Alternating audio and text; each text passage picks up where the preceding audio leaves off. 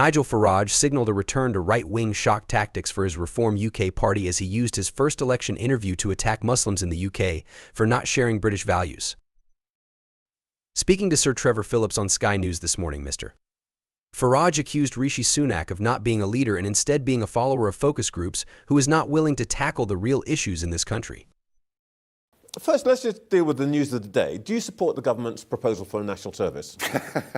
They don't support it either. It's a joke, isn't it? I mean, look, what you do, you get a focus group of half a dozen Reform voters in a room, and the chairman says, now, what about national service? Oh, I think it's a very good idea. The rest say, yeah, actually, not a bad idea. Oh, policy. So, I mean, look, when you're a weak leader, and Sunak is not a leader in any way at all, you're a follower. So you follow what the focus groups say, and you say, by doing this, I can attack the Reform vote. That's what it's all about. And look, it's totally impractical. The army has shrunk from 100,000 to 75,000 in 14 years of conservatism. And most interestingly, we have a growing number of young people in this country who do not subscribe to British values, in fact, loathe much of what we stand for. So what do you do? Who are we talking about there? Oh, I think we see them on the streets of London every Saturday. What do they look like? Oh, we're talking about... What do they look like? Are we talking about Muslims here? He was dismissive of Tory plans to reintroduce compulsory national service for school leavers, describing the policy as a joke, but then stunned Sir Trevor by launching into an attack on millions of voters. The ex-Brexit leader is hoping to capitalize on the Tories' poor performance in the polls, which has seen his Reform Party now at 14%, just 5 points behind the Conservatives. In a prickly exchange, Mr. Farage said, we have a growing number of young people in this country who do not subscribe to British values. In fact, they loathe much of what we stand for.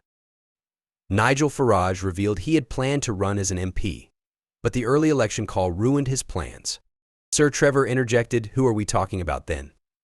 Farage responded, oh, I think we see them on the streets of London every Saturday.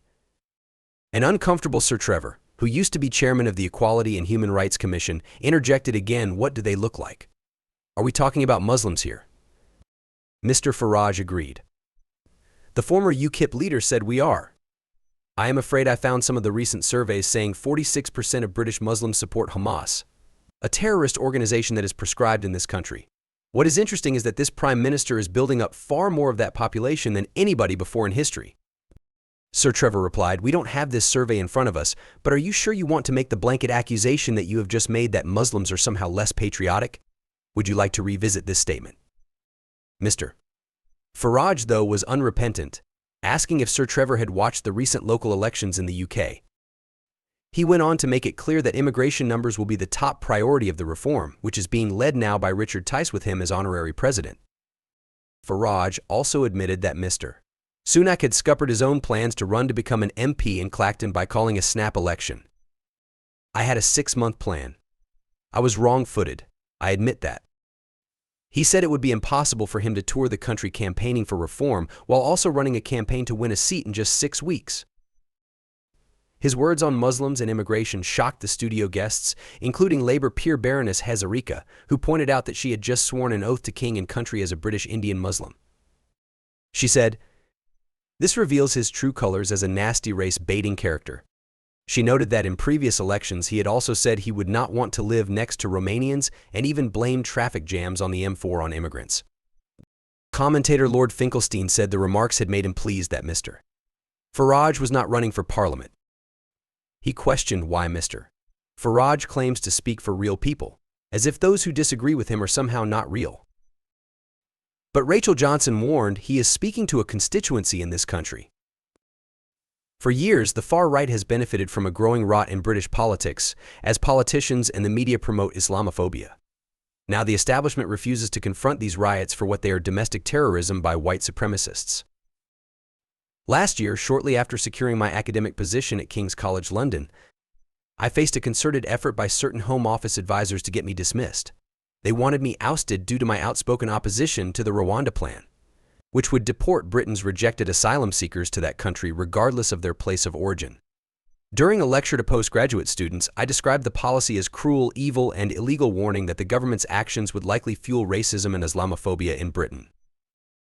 For years, the Home Office has served as a platform for ultraconservative figures to push policies against vulnerable groups and asylum seekers, marked by Islamophobia and a strong commitment to punishing dissent. Activists and researchers have long warned of the potential consequences of such rhetoric and emphasized the importance of hateful language.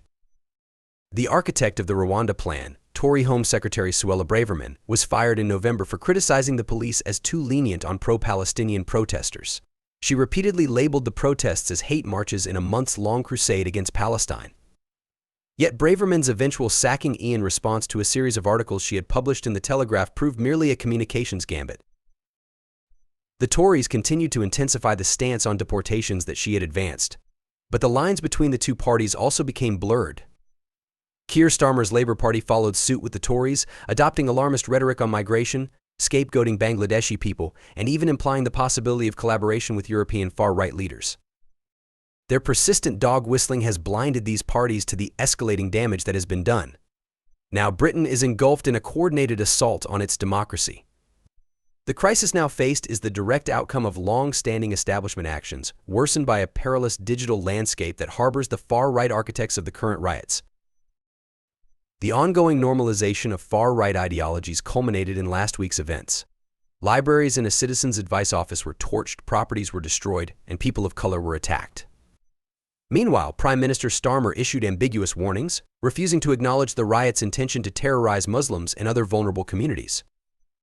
Yet, Starmer has ample reason to be disturbed, especially given the incendiary remarks from members of his own party. Faced with protests about the use of the Tamworth Holiday Inn for migrant housing, local Labour MP Sarah Edwards told Parliament that residents just want their hotel back. Days later, far-right rioters set the building ablaze. Likewise, Aldershot MP Alex Baker and the new Home Secretary, Yvette Cooper, have resorted to tepid, neutral language, avoiding a definitive stance on the riots and offering little in the way of reassurance to Black and Muslim constituents. Still, this pales in comparison to the actions of Nigel Farage. He has openly encouraged those taking to the streets. He has explained that the way to stop the violence is to end mass immigration, blame Black Lives Matter, and spread conspiracy theories like claims of two-tier policing that favors ethnic minorities. Similarly, the Tories, after years of dog whistling, now hypocritically attack Starmer for ineffective policing. Meanwhile, MPs who labeled Palestine protests as hate marches have remained conspicuously silent, displaying no intention of condemning the violence they helped to instigate in recent weeks. We are witnessing a state in chaos, unable to heal its wounds, protect vulnerable groups without policymaking power, or resist manipulation by the most malignant elements infiltrating British politics. This extends to journalistic circles, think tanks, and street groups that have long fueled Islamophobia. For years, Tommy Robinson and his fan base, along with groups like National Action, have played a crucial role in inciting violence. This is a brazen attack on democratic norms. Yet it seems that a debate on the resilience of British democracy remains taboo. Effectively identifying and labeling some of these groups has long been a challenge. The Reform UK Party, for instance, has pushed back against basic journalistic standards by threatening lawsuits against anyone labeling them far-right. This deliberate strategy aims to mask their true ideology, dodge media scrutiny, and wait for the perfect moment to incite violent conflict. The recent murders in Southport, falsely blamed on Muslims, presented that opportunity. The UK political system's failure to effectively address domestic terrorism is not unique in Europe.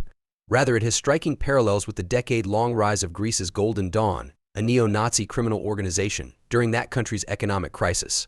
Far-right violence against migrants surged shortly after the party secured its first parliamentary seats in June 2012. It quickly resorted to fear-mongering over immigration. The political establishment responded by normalizing this rhetoric to avoid potential electoral losses to more extreme right-wing factions. The rest of the 2010s saw extensive international media coverage of Golden Dawn. This spanned murders of left-wing activists and migrants, pogroms at flea markets, and physical assaults on MPs from the Greek Communist Party. It took a trial lasting nearly 7 years before the courts finally ruled that Golden Dawn posed a clear threat to democracy and needed to be stopped, resulting in lengthy sentences for many of its MPs and leaders. Britain's unfolding chaos has the potential to reach similar levels of domestic terrorism. The symbolism behind burnt books and Nazi salutes captured across the country indicates an alarming rise in terrorism that has largely gone unnoticed by most political parties. Starmer's weak response and inability to effectively address this issue provides room for such groups to further organize without serious limitations. The parallels between Greece and the UK indicate that ineffective counterterrorism measures are likely to escalate violence, now on the brink of spiraling out of control. As these words are written, far-right terrorists are targeting minority-led businesses, migration offices, and doxing individuals working for NGOs and migration-related services. The government should urgently implement anti-terrorism laws to address this ongoing threat. These laws must also tackle digital organizing and the spread of hate through social media platforms, including Twitter X, where many far-right groups have found fertile ground to organize and prepare for their marches. Even Elon Musk, whose ties to fascist elements are now undeniable, has posted unhinged tweets that directly legitimize and incite far-right terrorism. This is blatantly undermining the current measures being planned to quell the riots in the UK. The ongoing situation on the platform reveals that some individuals are fantasizing about civil war-like conditions and are determined to empower thugs to roam the streets and terrorize minorities. Conversations with friends and their families in the UK reveal credible threats against asylum seekers in hotels and detention centers, but also Muslims and people perceived as Muslim in general. They are at imminent risk of attack unless proactive measures are taken.